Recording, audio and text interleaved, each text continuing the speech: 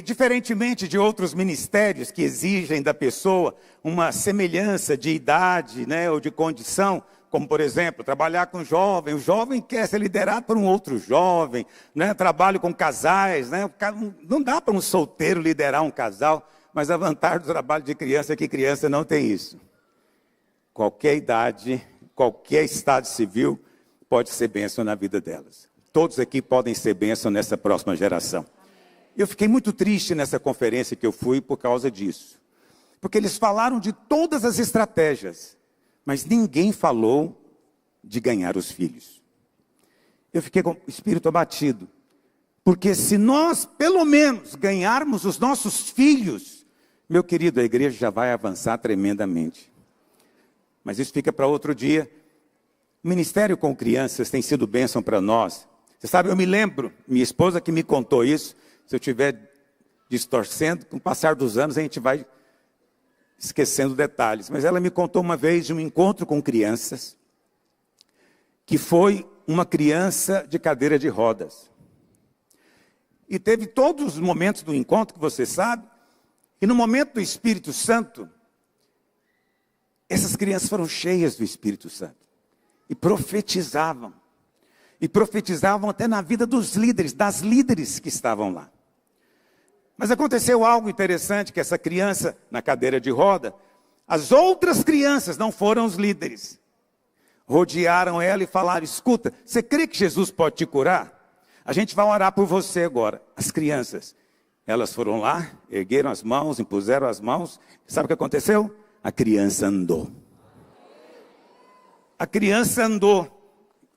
Toda vez que eu lembro disso, me emociono. Por quê?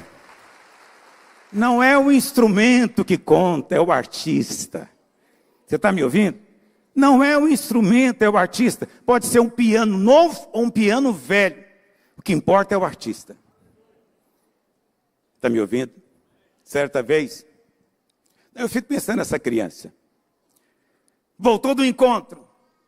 Aí os pais vêm buscá-la. Os pais não eram crentes, né? Os pais não eram crentes. Vieram buscar essa criança. Eles trouxeram uma criança na cadeira de roda. Quando chegaram, encontraram uma criança andando. Você tem noção do impacto que é isso na vida das pessoas? É extraordinário. Extraordinário.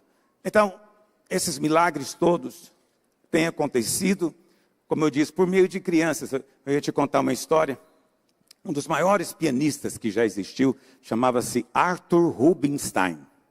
Quantos já ouviram falar nele? Ninguém, aleluia. Isso mostra o seu interesse por música clássica. Mas olha para cá. Você mora em Goiás. Aqui toca outra coisa. Arthur Rubinstein, um dia, entrou numa loja de piano. E começou, pianos usados, para revenda. E resolveu sentar e tocar em um piano daqueles velhos. E as pessoas passando lá de fora, não era em Goiás, perceberam aquele som. E elas ajuntaram na beira da loja e perguntaram para o dono da loja: que piano é esse?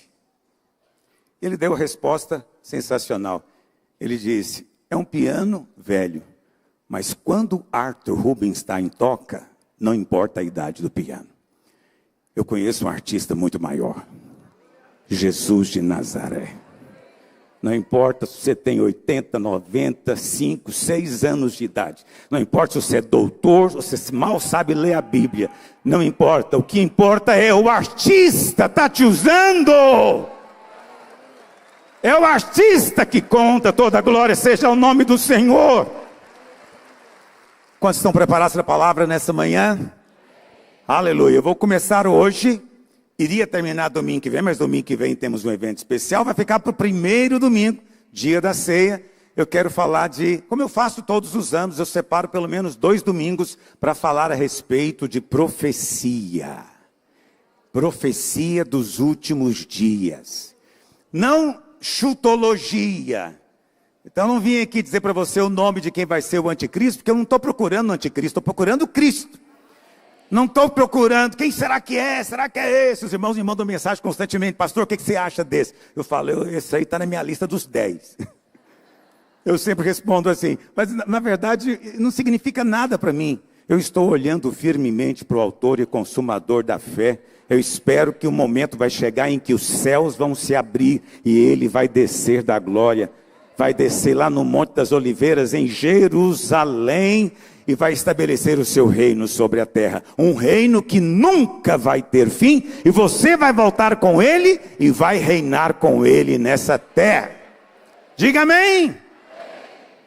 Por que, pastor, que você faz questão de todo ano pregar sobre profecia? Porque a volta de Jesus, ou a profecia da esperança, da glória, ela é falada em todos os livros do Novo Testamento. Com exceção, talvez, de 3 João, que eu não consegui identificar, mas talvez está lá. Quer dizer, algo que é mencionado em todo o livro, por todos os apóstolos, é algo, então, que você não pode deixar de fora. Tem que fazer parte da sua fé cotidiana. Se você não tem essa esperança viva no seu coração, sua vida cristã se torna deficiente. Seu coração se torna apegado demais com as coisas daqui, porque você fica pensando que a vida é só isso aqui, mas não é. Coloque o seu tesouro no céu, porque os céus vão descer para a terra. Essa é a profecia da palavra de Deus. Quantos dizem amém? Agora, existem sinais. Esses sinais nós temos que aprender. Não podemos ser ignorantes. Deus não honra a ignorância. Principalmente ignorância com as escrituras. O Senhor ama quando o nosso coração é disposto a aprender. Então hoje eu vou dar uma aula. Aleluia. Já que você disse amém, porque esse é o meu chamado principal. E o que eu vou compartilhar com você hoje aqui, eu vou te ser franco, eu nunca falei no culto, só no seminário quando eu dava aula. Mas depois o Senhor falou comigo, tem que ensinar tudo para a igreja. Se está escrito, é para todos os irmãos ouvirem. Pode ser que para um ou outro será um pouquinho mais difícil, mas é para você receber, em algum momento você vai entender. Por isso, você tem que prestar atenção hoje, que eu vou te falar muita informação. E vamos começar lendo lá em Lucas. Lucas capítulo 21, verso 24, é uma profecia que o próprio Senhor Jesus diz. Olha o que diz. Cairão, o Senhor está falando isso aqui já no final, na última semana. Ele diz, cairão ao fio de espada. Ele está se referindo aqui a Israel, não é a igreja. Tá bom? Só para você entender. Então o povo de Israel, disse Jesus, vai cair ao fio de espada e serão levados cativos para todas as nações. E até que os tempos dos gentios se completem, Jerusalém será pisada por eles.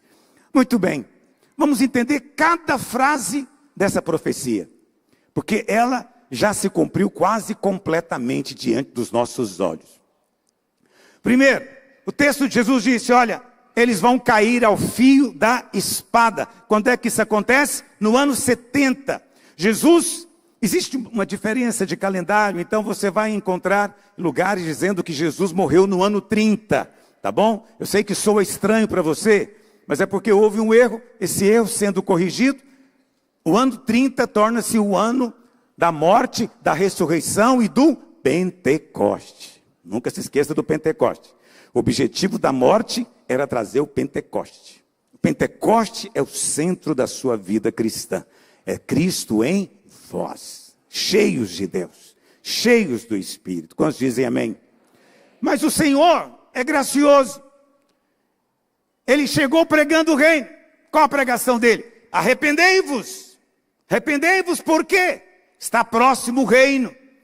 Então infelizmente aqueles irmãozinhos que entendem a palavra arrependimento apenas como ficar triste por causa do pecado e dizer que nunca mais vai pecar, não conseguem entender esse versículo, porque parece que não faz sentido, né? Por que Jesus disse arrependei-vos? A palavra arrependimento, metanoia, significa mude a sua mente, mude a sua opinião.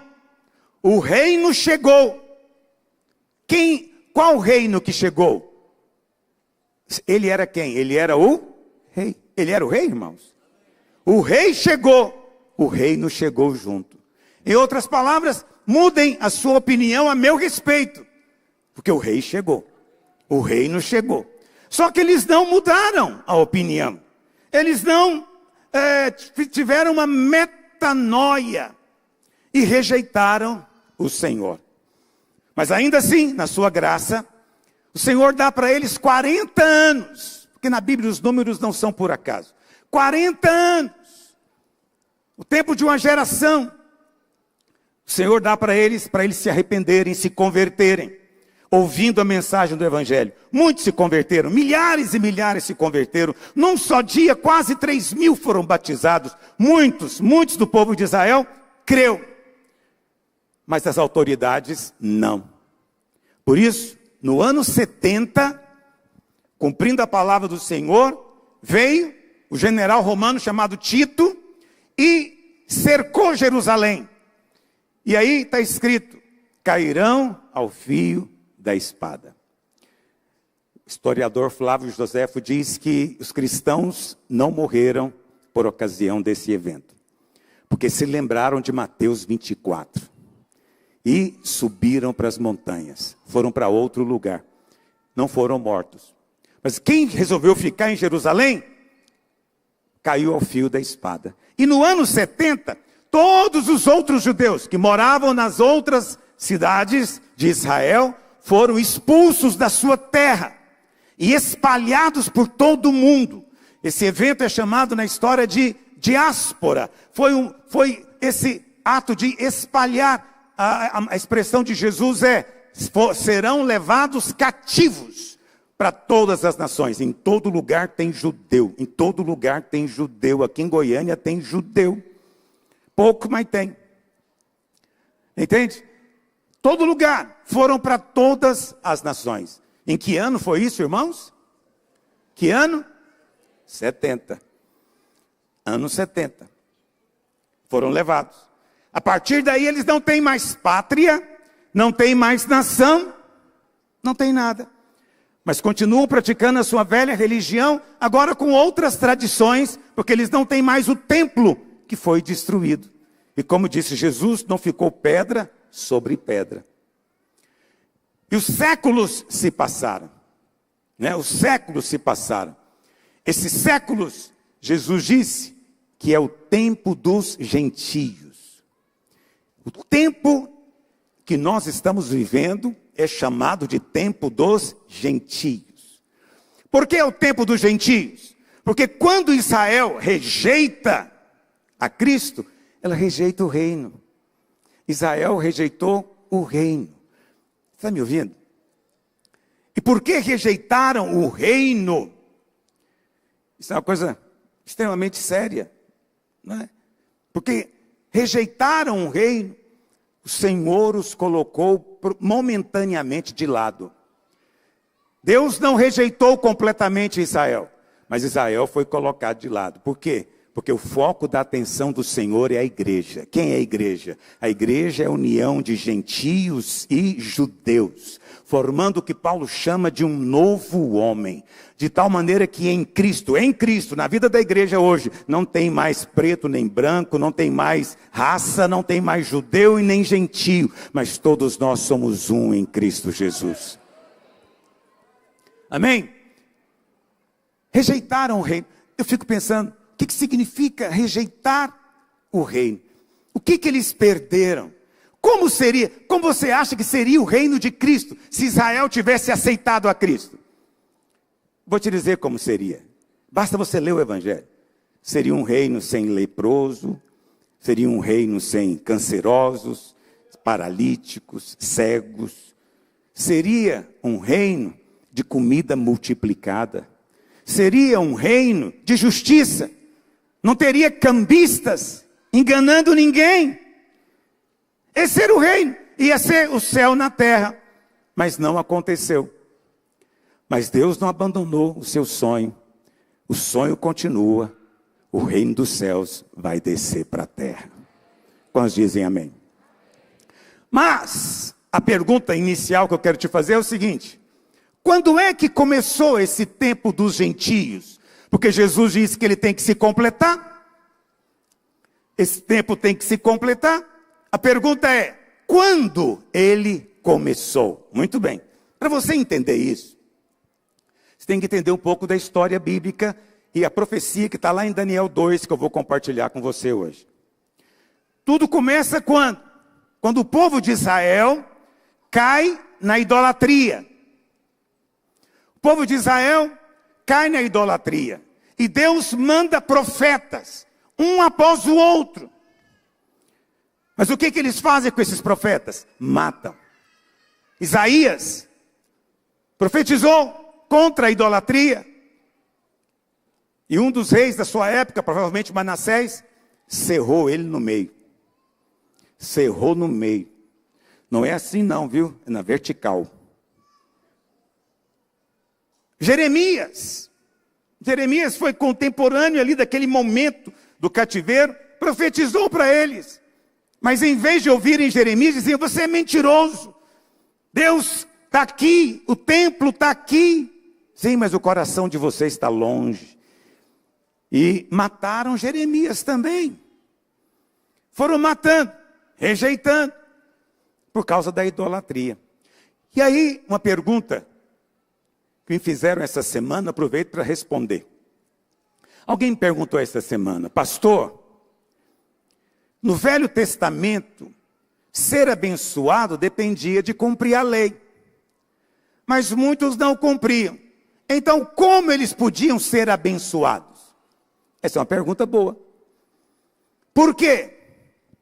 Compreender isso é também compreender a nova aliança. Por que que eles não eram amaldiçoados? Porque lá no templo, uma vez por ano, o cordeiro era morto. E o sangue era levado para o Santo dos Santos. E os pecados da nação eram perdoados por um ano, cobertos. Além disso, todos os dias no templo tinha o sacrifício da manhã e o sacrifício da tarde. Um cordeiro era morto às 9 da manhã, outro era morto às 3 da tarde. E o exato tempo que o Senhor ficou na cruz. Quando esse cordeiro era morto, cobria os pecados de maneira que Deus não podia consumi-los. Quantos estão me entendendo? Aquele judeu que cria nisso era abençoado, porque isso apontava para Cristo. Cristo que é a nossa cobertura definitiva. Mas aí você diz, mas por que que a idolatria então não era coberta? Se todos os pecados deles eram perdoados, por que que a idolatria não era perdoada? Não, todo pecado é perdoado, e vou te dizer, não tem distinção entre pecado. É tudo pecado. A idolatria é um pecado como qualquer outro pecado. Como matar, roubar, mentir, etc. É um pecado como qualquer outro. Mas por que que ela é mais grave? Vou te dizer por quê. Porque eles abandonavam o Senhor. Abandonavam Yahvé. E passavam a adorar um outro ou outros deuses. Quando eles faziam isso, quando a nação fazia isso, o que que acontecia? Paravam de sacrificar no templo. Paralisava o serviço no templo. Então, não tinha mais o sacrifício anual ou o sacrifício diário para cobrir o pecado deles. Por quê? Porque agora estavam queimando incenso para outro Deus. Estavam adorando outro Deus. Como não tinha o sangue da cobertura sobre eles, o resultado era o quê? Juízo. Juízo de Deus. O juízo nunca virá sobre você, sabe por quê? Você está permanentemente coberto pelo sangue do Cordeiro. Isso é algo espiritual, é por fé, porque você disse, o Senhor é meu refúgio, mal nenhum te sucederá. Porque você disse, o sangue me cobre, nenhuma praga vai chegar na sua casa. Mas, quando havia idolatria, infelizmente, isso acontecia. Essa é a história triste. Até que chegou o momento em que Deus resolveu dizer, basta. Basta. E então eles são levados para o cativeiro. E se você já leu a história bíblica, eles foram levados para Babilônia por um rei chamado Nabucodonosor. Eu sei que parece que está falando em línguas, mas é assim mesmo. Nabucodonosor. Esse cara, ele vai a Jerusalém, conquista Jerusalém no ano 606. Não preocupe com data, é só o meu preciosismo. 20 anos depois, 586, ele volta, porque os judeus se rebelam, e põe fogo na cidade. Destrói a cidade de Jerusalém, destrói o templo, pega os utensílios e leva para a Babilônia. Você conhece a história. Um sucessor dele, chamado Belsazar, resolveu usar os utensílios da casa de Deus para uma orgia do rei. E apareceu uma mão escrevendo na parede: Mene, Mene, Tekel e Parsim. Você foi pesado e achado em falta, perdeu o reino. Tudo por quê? Se envolveu com os utensílios do templo. Você é um utensílio do templo de Deus. Preste atenção, você é um utensílio do templo de Deus. Você é sagrado. Ninguém pode usar você, nem manipular você para nenhum outro objetivo. Quem fizer, a mão vai aparecer, porque o Senhor cuida dos utensílios da sua casa. Uma coisa impressionante é que eles foram levados cativos, tá bom?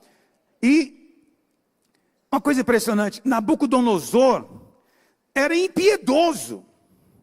Mas tem um versículo que é misterioso, e eu vou passar o mistério para você, que está lá em Jeremias 25, verso 9, que o profeta diz que Nabucodonosor é servo de Deus. Olha o que está escrito: eis que mandarei buscar todas as tribos do norte, diz o Senhor, como também a Nabucodonosor, rei da Babilônia, meu servo. Esse negócio é sério.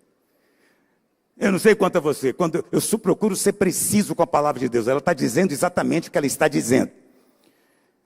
Meu servo, não significa que ele era temente a Deus, significa que ele estava a serviço, era um instrumento, e significa que Deus governa a história. Ele levanta reis, estabelece reis. Ele é quem dá entendimento, sabedoria para os sábios. Tudo procede dele. O Senhor é a fonte de todas as coisas. E o Senhor diz: olha, meu servo Nabucodonosor, ele virá e vai levar vocês todos cativos. E aí, entre esses cativos estava Daniel, Sadraque, Mesaque. Quem é o terceiro? Os irmãos tiveram aula. Daniel e os seus amigos foram também levados cativos. Eles eram da realeza. Era de família real. Por isso, por ser da família real, foram levados para o palácio de Nabucodonosor, para servir para ele como um conselheiro. Porque ele precisava de gente de todos os povos que ele tinha conquistado para aconselhar, para ajudá-lo a tomar decisões. E Daniel foi um desses. Então, havia em Babilônia um conselho de sábios. São chamados de sábios da Babilônia. Esses sábios, eles eram, na verdade, diz a Bíblia, astrólogos. Era tudo gente da nova era. Mas Daniel estava lá no meio deles. Era contado como um sábio também. E a Bíblia fala que um dia, pega aí sua Bíblia, Daniel capítulo 2. Eu vou ter que te contar um pouco da história, para a gente não ter que ler todo o capítulo. Mas acredite, depois você confere se eu falei a verdade. Olha para cá. Um belo dia, diz a Bíblia, Nabucodonosor teve um sonho. Teve um sonho e acordou perturbado. Porque não foi um sonho comum. Foi Deus que colocou o sonho. E ele queria por tudo saber o significado desse sonho. Então, ele mandou chamar os sábios. E falou o que para os sábios? É o seguinte: eu quero que vocês me digam o que eu sonhei e qual é o significado. Um cara que faz isso não é gente boa. Quem está qualificado a contar o sonho de alguém? Aí os sábios disseram: majestade, conta o sonho para a gente, que a gente fala a interpretação. E o rei falou: não, vocês são espertos. Vocês vão inventar uma mentira qualquer dizendo que é interpretação. Não, para eu ter certeza que a interpretação está certa, você tem que me contar o que eu sonhei.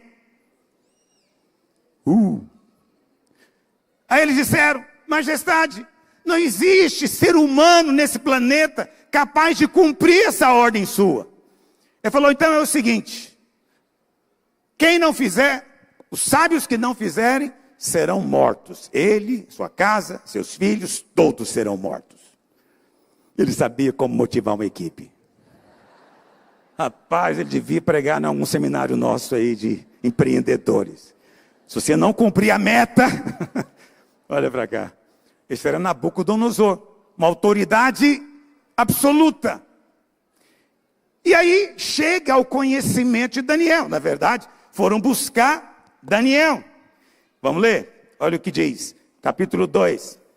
Vamos ler o verso 14 e 15. Diz assim a palavra de Deus: então Daniel falou, avisada e prudentemente, a Arioque, chefe da guarda do rei, que tinha saído para matar os sábios da Babilônia. O cara chegou para matar Daniel. E o coitado nem estava entendendo o que estava acontecendo. E disse a Arioque, encarregado do rei: por que é tão severo o mandado do rei? Homens de Deus, tem que ser assim. Não perca a sua calma. Não perca a sua nobreza. Continue tranquilo, em paz. Alguém cuidando de você. Mesmo quando batem na sua porta para dizer o seguinte: o rei decretou, você vai morrer. Se fosse você, faria o quê? Ajoelhava no chão e dizia: eu juro, eu não sou sábio, eu não sou. Me tira desse grupo. Mas Daniel não. Por que o rei, não é, deu um mandato assim tão severo? Então Arioque explicou o caso a Daniel. Daniel vai ter com o rei e pediu para ele um tempo. E ele iria revelar ao rei a interpretação. Então Daniel foi para casa e fez saber o caso a Ananias, Misael e Azarias. Esse é o nome deles em hebraico. Ananias, Misael e Azarias. Que depois viraram o quê? Sadraque, Mesa. Mas o texto menciona o nome deles judaico. Ananias, Misael e Azarias. Para que pedissem misericórdia ao Deus do céu sobre este mistério. A fim que Daniel e seus companheiros não morressem, como o resto dos sábios da Babilônia. Muito bem. O que os homens de Deus fazem? O que mulheres de Deus fazem no momento de crise? Isso aqui é uma crise monstruosa. O que eles fazem? Mas ora sozinho? É aqui que está o mistério do texto. Você sabe, em outros lugares da Bíblia, você vai ver, os homens de Deus oravam sozinhos. Moisés subiu lá em cima para orar sozinho, em cima da montanha. Davi orava sozinho pelas suas guerras. O padrão era orar sozinho. Quando chega aqui em Daniel, o padrão começa a mudar e depois vai chegar até na vida da igreja. Agora tem uma oração coletiva. Daniel contou a situação para os 3 amigos e disseram: vocês vão junto comigo orar e pedir misericórdia a Deus. Deixa eu falar um pouquinho dessa palavra misericórdia para você. Toda vez que eu volto a Israel, eu volto metido a saber hebraico. Mas não sei nada, é os guias que me ensinam. A palavra misericórdia aqui no original, ela significa consolo. Mas o consolo, a palavra consolo no hebraico, ela é procedente do ventre da mãe, da barriga da mãe. Por quê?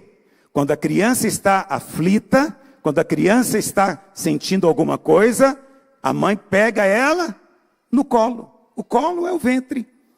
Pega ela no colo e ela se sente tranquilizada e segura. Daniel fala: vamos orar. Deus vai nos colocar no colo nesses dias. E algo vai acontecer.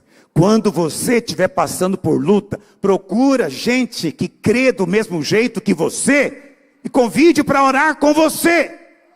Ah, pastor, mas eu vou convidar qualquer irmão. Não. Irmãos às vezes divergem com relação a muita coisa. Entendeu? Estava mesmo lá nessa conferência e a gente estava discutindo, né, estratégias para a gente ganhar almas. Aí um levantou e falou: Deus é soberano. Quem tem que ser salvo, vai ser salvo. Quem não tem, não vai. Já está determinado. Não importa o que vocês façam. Pensei comigo, vamos encerrar esse negócio. Para que nós estamos aqui conversando? Né? Você vê, mas é irmão, é crente, mas ele tem uma teologia muito dura. E não pense que todo presbiteriano é assim, porque não é. Porque a igreja presbiteriana foi missionária. E vieram para o Brasil e fizeram muita coisa aqui nesse país. Olha para cá, mas esse cara falou isso. Então, eu agora vou orar por multiplicação da minha célula. Eu vou convidar ele para orar? Sim ou não? Não, por quê? Ele não crê do mesmo jeito. Procure irmãos que creem. Se você está precisando de um milagre, procure irmãos que creem em milagres. Está precisando de cura, procure irmãos que creem em cura. Está precisando de restauração, de casamento, de qualquer coisa, procure irmãos que creem do mesmo jeito. Foi isso que Daniel fez. Procurou amigos que criam do mesmo jeito. Vão pedir misericórdia. O Senhor vai abrir os céus. Aleluia. Esse é um princípio. A gente às vezes lê o texto, né? Eu falei que ia falar de profecia, mas eu vou voltar para cá agora. Amém? Vamos pular para o verso 27. Daniel volta para casa. E Deus dá para Daniel o sonho e a interpretação. Muito bem. Que sonho é esse? Porque lembra a minha pergunta? Minha pergunta é: quando começou esse tempo dos gentios? Quando começou? E significa que antes do tempo dos gentios, existia outro tempo. Que tempo era esse? Tempo de Israel. Durante 1500 anos foi o tempo de Israel. Está me ouvindo? 1500 não, 1000 anos. Durante 1000 anos foi o tempo de Israel. Mas, de repente, começou o tempo dos gentios. É como se Deus estivesse dizendo: olha, eu queria mostrar para o mundo o que significa ser uma nação abençoada. Deus queria que Israel fosse uma nação de sacerdotes. Deus queria mostrar uma nação abençoada, próspera, rica, para que as outras nações tivessem inveja e dissessem: nós queremos também esse Deus. Mas Israel, em vez de compartilhar o conhecimento de Deus com o mundo, se fechou, pensando que era só para eles. E o resto do mundo tratavam como cães desprezíveis, porque não conheciam. Por isso Deus, por um momento então, vai colocar Israel de lado. A igreja não substituiu Israel. Israel ainda continua, ok? Mas tem um tempo, e essa é a próxima aula nossa, tem um tempo de intervalo. Mas Deus vai voltar a tratar com Israel novamente como nação. Estão me acompanhando? Então a pergunta é: quando começou o tempo dos gentios? Daniel vai nos dar a resposta agora. No sonho de Nabucodonosor. Não foi o sonho de um profeta, não foi o sonho de Nabucodonosor. Verso 27. Daniel respondeu ao rei e disse: o mistério que o rei exige, nem encantadores, nem magos, nem astrólogos o podem revelar. Mas há um Deus no céu, um Deus que revela mistérios. Aleluia.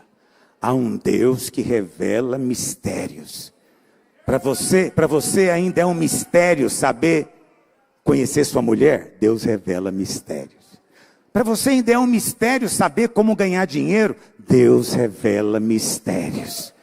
Tem alguma coisa que você não sabe, para você é um mistério insolúvel? Eu quero dizer, há um Deus no céu, é o seu Deus. Ele é um Deus que revela mistérios. Quantos estão precisando de uma revelação, de um mistério nesses dias? Mas mistérios bons. Não fica perguntando: Senhor, por que esse cara é ímpio, ele prospera e eu não? Não. Esse mistério não te interessa. O que te interessa é: Senhor, me conta, onde eu estou, com o que eu tenho na mão, como é que eu posso avançar? O Deus que revela mistério vai revelar para você estratégias que você nem imagina. Mas é só para aqueles que têm a mesma fé. Se você não tem a mesma fé que eu, você não vai. Você está ouvindo e vai entrar no seu ouvido e sair do outro. Mas se o seu coração tem a mesma fé que eu, acredite em mim, Deus revela mistérios. E eu te digo, existem mistérios também na palavra. Mas Deus é tão bom que tem revelado para você mistérios aqui. O evangelho era um mistério que estava oculto de séculos e gerações. Mas agora o Deus que revela mistério revelou para você. Você é privilegiado. Aleluia! Puxa vida, como o Senhor é bom. Vamos continuar lendo. Pois fez saber ao rei Nabucodonosor o que há de ser nos últimos dias. O que vai ser nos últimos dias? A palavra últimos dias aparece aqui. Isso é uma coisa importante você ler. Quantos creem que estamos vivendo os últimos dias? Agora a pergunta é, quando você acha que começaram os últimos dias? Começou aqui. Daniel está te contando. Esse sonho é para revelar o que há de ser nestes últimos dias que estavam pela frente. Agora, você sabe o ano que Daniel profetizou isso aqui? Logo no início do reinado de Nabucodonosor, para você ficar fácil de lembrar, vou arredondar. Ano 600 antes de Cristo. 600 antes de Cristo. Há 2.600 anos atrás, os últimos dias começaram. Se há 2.600 anos atrás eram os últimos dias, o que são os dias de hoje? Os ultimíssimos. Os hiper, super últimos. Estamos às portas. O rei está voltando mesmo. Isso não é frase de efeito de pregador para motivar o povo. Não é. Eu estou te dizendo, o arrebatamento pode ser a qualquer momento. Mas ele é para aqueles que estão vigiando, para aqueles que estão atentos, olhando para o noivo, não distraídos, não embriagados com outras coisas, mas com o coração nas coisas do céu.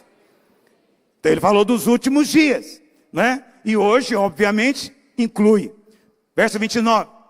Estando tu, ó rei, no teu leito, surgiram-te pensamentos a respeito do que há de ser depois disso. Aquele, pois, que revela mistérios, está aqui para te revelar o que há de ser. Deus pode te usar para revelar mistérios para o seu chefe, revelar mistérios para seus amigos. Você pode ser um Daniel na vida deles. Porque, como eu disse, não tem nada a ver com o instrumento, tem a ver com o artista. É Deus quem revela. E a mim me foi revelado, disse Daniel, o mistério. Não, isso aqui é importante, não porque haja em mim mais sabedoria do que em todos os viventes, mas para que a interpretação se fizesse saber ao rei, e para que entendesses as cogitações da sua mente. Veja a postura humilde de Daniel. Ele dá toda a glória para Deus. Não tem nada a ver comigo. Não é porque eu sou mais sábio do que os demais sábios. Não é a minha sabedoria. Ele se escondia atrás da glória de Deus. Nossa vida é para projetar o Senhor, apontar para o Senhor, não para nós mesmos. Nós chamamos atenção para nós mesmos, mas queremos que as pessoas olhem para o Senhor, o Deus que revela mistérios. Qual é o mistério? Verso 31. Tu, ó rei, estavas vendo, e eis uma grande estátua. Aleluia. Tem como projetar estátua para mim? Escolhi uma estátua. Aleluia. Obviamente ninguém sabe como é que era, é um mistério. Mas eu vim revelar para você aqui, ó, brincadeira.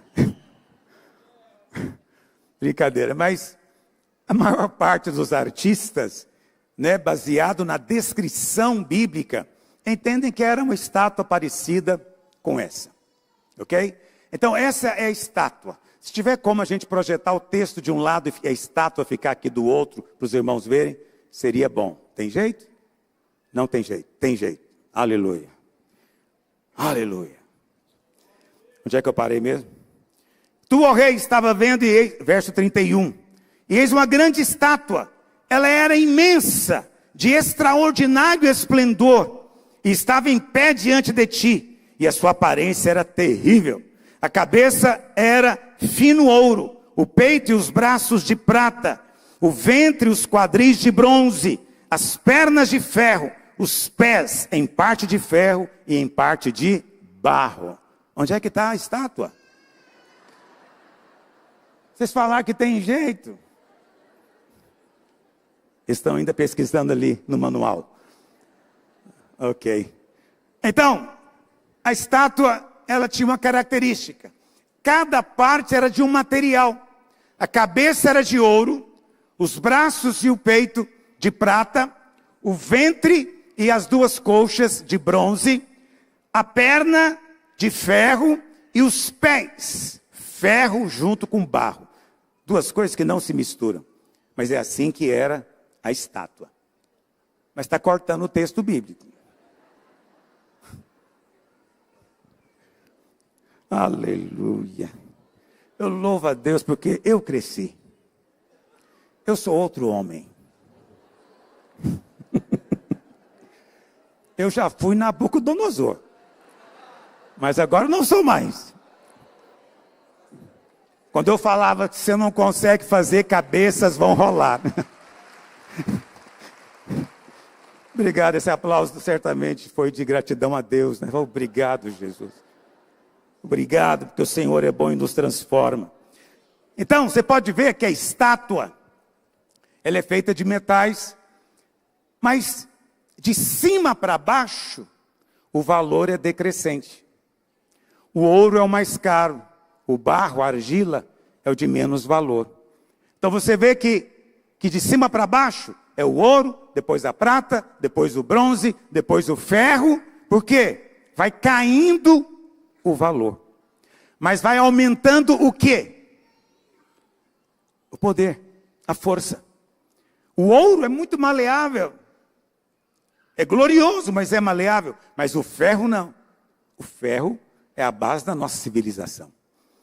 Não é? Muito forte. Mas vale muito menos. Incomparavelmente. Por que que Deus faz questão de mostrar essas duas dimensões? Vou explicar para você agora mesmo. Verso 34. Quando estavas olhando, uma pedra foi cortada sem auxílio de mãos, feriu a estátua nos pés de ferro e de barro e os esmiuçou. Que pedra? Aleluia! Tem uma pedra da estátua. Você está vendo a pedra? Eles quiseram dar um senso de movimento nela. Aí tem alguns meteoros caindo antes. A pedra, ela é lançada nos pés da estátua. O que significa isso? Quem é a pedra, irmãos? Ele disse, eu sou a pedra. Eu sou a pedra. Olha para cá. Lá em Lucas. Aquele que cair sobre esta pedra vai ser despedaçado. Mas aquele em que essa pedra cair em cima, vai ser o quê? Esmiuçado, vai virar pó e não haverá lembrança. A pedra virá para encerrar os reinos deste mundo. O fato dela vir nos pés, significa que ela vai vir nos dias dos pés. Porque cada parte da estátua, você vai ver comigo agora, é um período, um império. Nos dias do último império, a pedra virá.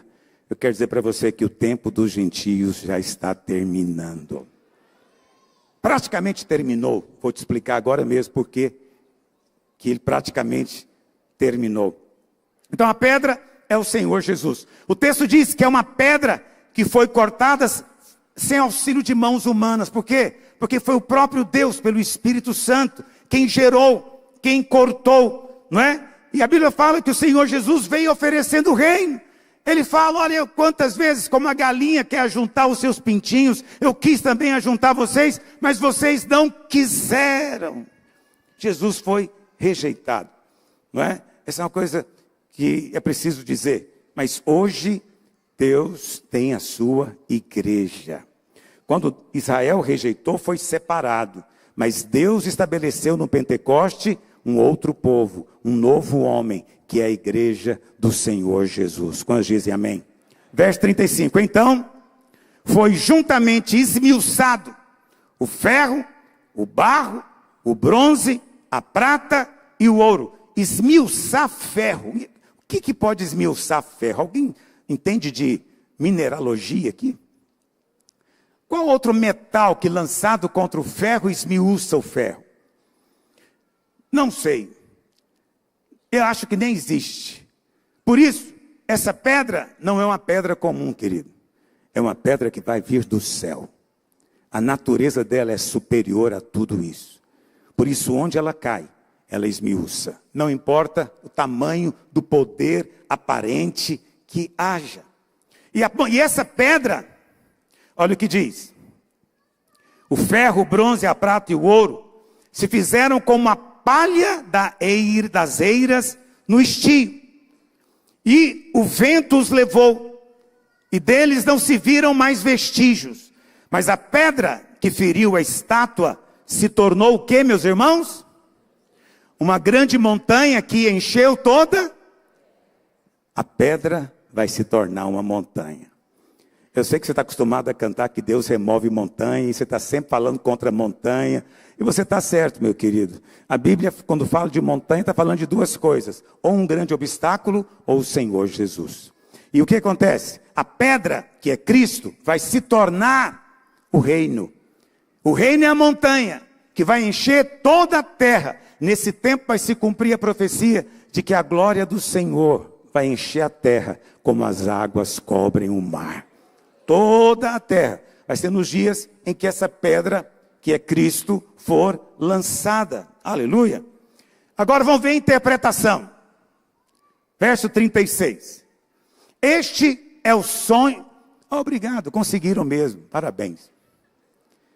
Este é o sonho e também a sua interpretação, diremos ao rei.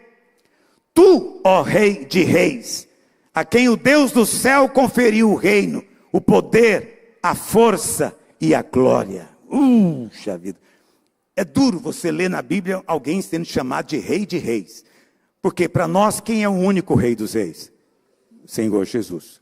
Mas Daniel diz, e Deus mandou ele falar, que Nabucodonosor era Rei de reis. Por que ele era o Rei de reis? Recebeu a autoridade de Deus. E a ele pertencia reino, poder e glória. Quem é que falou isso? Na oração do Pai Nosso. Porque teu é o reino, poder e... Mas Deus dá a quem Ele quer. Deus deu para Nabucodonosor. Para que Nabucodonosor começasse algo que ele nem imaginava. Aí o texto continua, verso 39. Verso 38. A cujas mãos foram entregues os filhos dos homens, onde quer que eles habitem, e os animais do campo, e as aves do céu, para que dominasse sobre todos eles. Tu és a cabeça de ouro. Você sabe, durante esses milênios, o homem domina sobre aves. Domina ou não domina? Ele é capaz de domesticar e ensinar truques para uma ave, sim ou não? Um mamífero, sim ou não? Até répteis participa de circo. Cobras repugnantes são usadas para fazer show. Então, o homem domina sobre tudo isso. Mas tem uma parte que o homem nunca dominou e nem vai. Deus deixou só para o seu filho. São os peixes do mar. Os peixes obedecem o comando dele. Pescaram a noite inteira, não pegaram, mas agora o rei diz para os peixes chegarem mais perto. Porque ele governa sobre tudo. Não tem nenhum governo maior do que o dele. Ele é soberano. Amém, querido? Aleluia. E aí, o texto diz, olha o que diz. Tu, ó rei, és a cabeça de ouro. Verso 38. Tu és a cabeça de ouro. Então você está vendo a cabeça de ouro lá? Ela foi feita de acordo com estátuas que existem até hoje de reis caldeus, babilônicos. Daí aquela imagem. E o texto diz que o império babilônico é ouro. Tu, ó rei, és este ouro. Isso Daniel falou 600 anos antes de Cristo. Puxa vida. Vamos avançar. Depois de ti, vamos lá. Depois de ti se levantará outro reino inferior ao teu. Qual que é o outro reino? A prata, os braços e o peito. Esse é o segundo reino, o que virá depois da cabeça. Quando Daniel falou isso, era profecia. Quando nós estamos lendo agora já é história passada. Mas a Bíblia contou a história antes da história acontecer. Aleluia. Bom, esse reino que tem 2 braços e o peito de prata representa quem? O império que veio subsequente, não é? Que é o império chamado de Medo-Pérsia. Porque era a união de 2 povos, a Média, eu sei que você acha estranho isso, mas é o nome do lugar, a Média e a Pérsia. Só que os persas, no decorrer dos anos, ficaram muito mais fortes do que os medos e dominaram o nome. Então, hoje em dia, você fala Império Persa. Mas, na verdade, era Medo-Persa. Os reis, os 2 reis, alternavam. Por isso você tem Ciro e tem Dario sendo mencionados. Não é verdade? É muito interessante porque é nos dias... Vamos entender um pouquinho de data, não é? Preste atenção. No ano 606, Jerusalém é levada cativa. Ok? Mas Deus falou para Jeremias que seriam quantos anos lá? 70. Então, quanto que vai dar? 518, 516, 416. Preste atenção. 70 anos depois, estou ruim de matemática. E não é só eu não. Não me deixe sozinho aqui na chapada. Isso, 546. Em 546 aconteceu algo. O Império Babilônico caiu. A cabeça de ouro caiu. Porque a prata tem menos valor, mas é mais forte que o ouro. E então Ciro, o imperador, ele vai ser o homem usado por Deus para assinar o decreto, para mandar o povo de volta para Jerusalém, para reconstruir a cidade e o templo. Agora, o que é impressionante sobre isso, é que Ciro é mencionado pelo profeta Isaías, que viveu no ano 720, ou seja, 200 anos antes. 200 anos antes. Lá em Isaías 44, 28, você pode ler os 2 capítulos, 44 e 45, que fala de Ciro. Mas olha como Deus fala. Isaías 44, 28. Que digo de Ciro? Deus menciona o nome. Isso aqui não está contando história. Isaías viveu 720. Ciro aparece em cena 546. Não é interessante isso? Dá 200 anos. E Deus chama ele pelo nome e diz, é meu pastor. Olha, isso é um negócio surpreendente. De Nabucodonosor, Deus falou, é meu servo. De Ciro, Deus fala, é meu pastor. O que está acontecendo, meu Deus? É meu pastor e cumprirá tudo que me apraz. Que digo também de Jerusalém. Ou seja, Ciro é que vai dizer, será edificada e o templo refundado. Quem fez isso? Ciro. Durante o Império Medo-Persa. Era um poder menor em glória. Pastor, o que é a glória na ótica dessa profecia? É porque tudo aponta para Cristo. A glória é a autoridade suprema. A autoridade suprema, soberana, é a glória de Cristo. Por isso, só é salvo quem confessa com a boca e crê com o coração que Jesus Cristo é o Senhor. Autoridade suprema. Suprema. O que significa isso? Ele manda. Ele não pergunta sua opinião. Ele não depende de votações. Ele não depende de eleições. Ele simplesmente manda. Vai ser assim durante aqueles 1000 anos. Ele vai reinar com cetro de... Cetro de quê? Porque ferro simboliza o quê? Poder. Então, quem mais se aproximou de Cristo foi Nabucodonosor. Nabucodonosor foi o primeiro imperador da história. Como assim, pastor? É porque talvez você não sabe a diferença entre império e reino. São coisas diferentes. Quantos sabem a diferença? Aleluia, eu adoro contar uma novidade. Você já reparou? Lá em Colossenses diz que ele nos libertou e nos transportou para o... Que coisa! Eu fui liberto do império e transportado para o... Que coisa?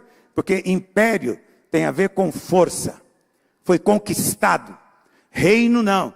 Reino é herdado. Eu faço parte da genealogia do rei. Eu sou o príncipe herdeiro. Esse é o reino. Quantos dizem amém? Mas Nabucodonosor foi o primeiro imperador. Por quê? Antes dele tiveram muitos reis. Mas cada um reinava no seu lugar. Nabucodonosor não. Recebeu autoridade na maior parte do mundo conhecido. Isso é império. Os outros reis passaram a ser chamados reis vassalos, submissos a ele. Por isso é ouro, porque aponta para o reino de Cristo, que vai ser assim também. Mas não para fazer o mal, para decretar virtude, para decretar saúde, para decretar justiça. Quantos dizem amém? Mas o Império Medo-Persa era menor em valor. Por que era menor em valor? Tem um exemplo bíblico que eu acho muito interessante, que é o de Dario. Quantos dizem amém? Os irmãos estão comigo hoje. Você está vendo que eu não estudo profecia só. Eu estudo a palavra de Deus, que tem implicações muito maiores às vezes, porque atinge você individualmente, em todas as suas necessidades. Verso 39. Depois desse segundo vai ter um terceiro, de bronze, que terá domínio sobre toda a terra. Muito bem, o primeiro império qual é? Representado pela cabeça de ouro. Segundo império, Medo-Persa. Só a título de curiosidade, é por isso que é na parte que tem dois braços. Um braço é a Pérsia, o outro braço é a Média. Dois impérios juntos que se uniram, durante 200 anos dominaram o planeta. Ok? Essa é a prata. Mas depois, o texto diz, virá um terceiro. E esse terceiro é de bronze. E também vai ter domínio sobre toda a guerra. Perdão, toda a terra. Quem é esse terceiro reino? É o Império Grego ou Macedônico. Que coisa. Vocês certamente já ouviram falar em Alexandre o Grande. Quem já ouviu falar nele? Lá pelo ano 330, Alexandre é levantado como rei, sucessor do seu pai, que tinha morrido. Mas ele era muito jovem, 21 anos de idade. E ele então começou a sua carreira de conquistador. E em 12 anos, conquistou todo o mundo conhecido. Tudo. 12 anos. Morreu com 33. A idade de quem? Não sei porquê dessas coisas também. Morreu com 33. Ninguém sabe como nem porquê. E, lá no capítulo 7, Daniel vai contar uma outra profecia mostrando esses impérios. E lá você vai ver que o império grego, representado por um leopardo, uma onça, né, que tinha 4 cabeças e 4 asas. Para representar o quê? Foram só 12 anos para conquistar o planeta. Mas agora ele foi removido. Quem vai governar? Os 4 generais de Alexandre o Grande. Vê que a Bíblia é precisa na profecia. São 4 cabeças. Esses caras vão governar agora. Foi no tempo desses caras que apareceu um certo Antíoco Epifânio, que governava a região do Egito ali, do Oriente Médio, e esse cara resolveu profanar o templo com o abominável da desolação. O que ele fez? Sacrificou um porco no altar. Mas Jesus diz, Mateus 24, o que ele diz? Preste atenção. Naqueles dias haverá tribulação como nunca houve na terra. Preste atenção, quando vocês virem o abominável da desolação. O que foi, vai se repetir. Porque o que era, ainda continua sendo. Eita, agora eu fui filosófico. Vai ser profanado de novo. Isso foi nos dias desse império, que é o império de bronze. Você vê, o bronze é mais forte do que a prata e do que o ouro, mas tem menos valor do que todos eles. Verso 40. Quarto reino será forte, como ferro. Pois o ferro a tudo quebra e esmiuça. Como o ferro quebra todas as coisas, assim esse império vai quebrar e esmiuçar tudo. Então, como nós temos o privilégio de viver nesse tempo, Daniel não sabia que império era esse, nem Nabucodonosor, mas você tem o privilégio, você sabe. A cabeça de ouro, o império babilônico. O peito de prata com os 2 braços, império medo-persa. E agora o ventre e as coxas de bronze, império grego. Você deve ter assistido aquele filme dos 300, que tentaram resistir à invasão dos persas, do rei Xerxes. Quase tudo é verdadeiro naquele filme. Menos a beleza daqueles caras. Tudo mentira. Tudo fake. Aquele abdômen, você vê aquele abdômen parece uma coisa celestial.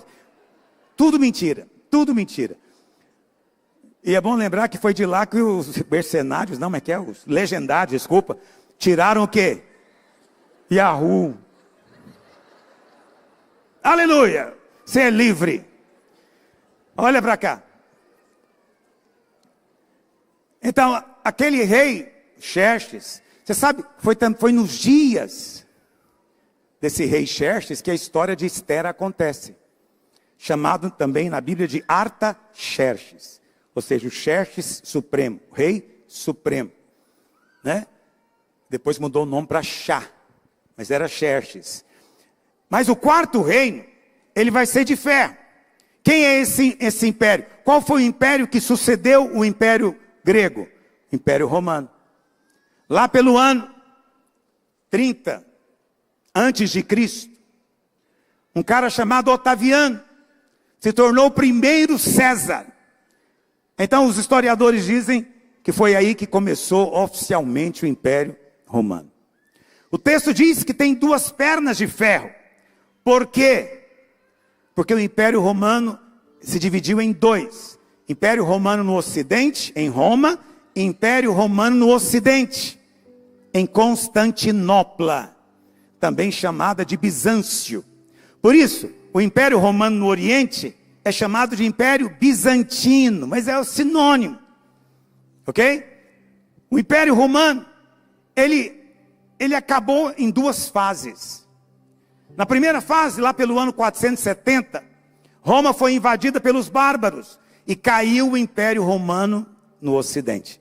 Mas Constantinopla, ou Bizâncio, como você quer, só vai cair lá no ano 1450, estou arredondando, quando os turcos otomanos invadem a cidade.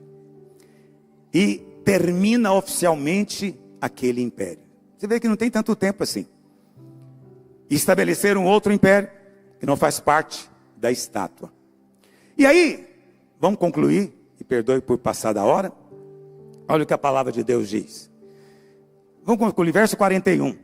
Quanto ao que viste dos pés e dos artelhos, em parte de barro de oleiro, em parte de ferro, será esse um reino dividido. Contudo, haverá nele alguma coisa da firmeza do ferro, pois que viste o ferro misturado com barro de lodo. Como os artelhos dos pés eram em parte de ferro e em parte de barro, assim, por uma parte, o reino será forte, mas por outra será fraco. Quanto ao que viste do ferro misturado com barro de lodo, misturar-se-ão mediante casamento, mas não se ligarão um ao outro, assim como o ferro não se mistura com o barro. Preste atenção, os pés são uma continuação do quê? Da perna. Isso significa que o Senhor Jesus vai voltar no Império Romano restaurado. Nos últimos dias, aqueles países que eram parte do Império Romano vão se unir. Serão 10 reis e o anticristo vai reinar sobre eles. Sobre esses 10 artelhos. Não tenho tempo de entrar em detalhes com você hoje, fica na nossa próxima aula. Mas preste atenção nisso.